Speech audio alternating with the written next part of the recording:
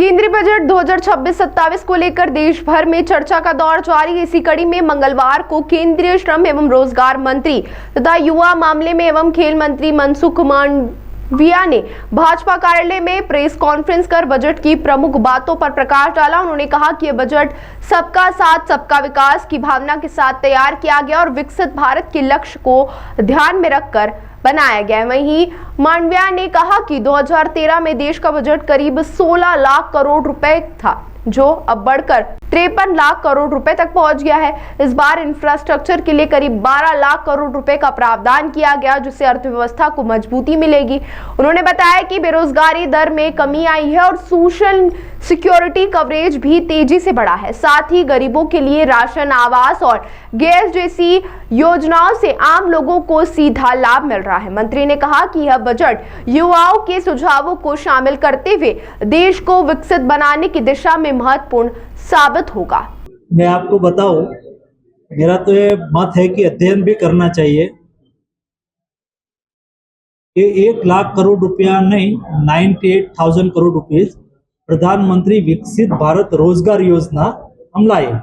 98,000 crore rupees की आपके लिए 98,000 करोड़ रुपीज की प्रधानमंत्री विकसित भारत रोजगार योजना लाए। उसमें जिसको नई नौकरी मिलेगी उसको हमें 15,000 रुपया देना था और जो नौकरी देंगे उसको 3,000 देना था। तो ये योजना चालू हुई अगस्त महीने से। उन्होंने बजट में, जब बजट में ही योजना की घोषणा हुई तो बजट में फंड एलोकेट हो गया। अभी ये योजना अगस्त से लागू हुई। अगस्त से लागू हुई तो पैसा किसको देना है? तो स्कीम ऐसी बनी कि 6 महीने कंटिन्यूस जिसको नौकरी करी हो उसको 15,000, 7,000, 7,000 देना है। तो ये फरवरी मार्च में पहला 10 लाख का स्लॉट आएगा। तो पैसा तो आवंटित कर दिया था, लेकिन 10 लाख का स्लॉट मार्च में आएगा और बाद में अप्रैल में आएगा। तो यह बजट कैरी फॉरवर्ड होगा। बजट आवंटन करना एक बात है और ये बजट का उपयोग होना, तो उपयोग थोड़ा लेट होगा। तो समझ लो कि आपने कहा कि 1 लाख करोड़ है, 34,000 करोड़ है, तो अगले साल में 34,000 से ज्यादा आएगा। कुल मिला के 1 लाख करोड़ रुपया हमें खर्च करना है तो हो जाएगा। मुफ्त भोजन देना ये एक बात है, ये हमने सोशल सिक्योरिटी, उसका मतलब ये नहीं है कि वो भूखे ही है, लेकिन हमने सुविधा दी है। तो किसी के यहाँ लगता है ये हम लाचार बना रहे हैं, इस तरह की चीजें स्वैच्छिक तौर पर भी कई लोग नहीं भी लेते हैं।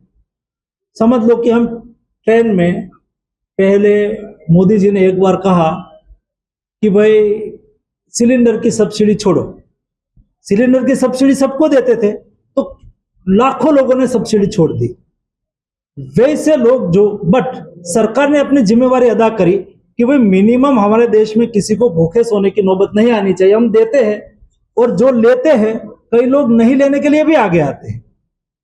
बट अंतोगत्वा मोदी जी के मन में था कि हमारे सामान्य में सामान्य गरीब परिवार के यहाँ भी घर होना चाहिए, घर में गैस का सिलेंडर होना चाहिए, घर में स्वच्छ पानी होना चाहिए, घर में बिजली होना चाहिए, ताकि सामान्य जीवन जीने में किसी को दिक्कत ना हो। यानी कि एक समय था जब हम पढ़ते थे, तब रोटी, कपड़ा और मकान।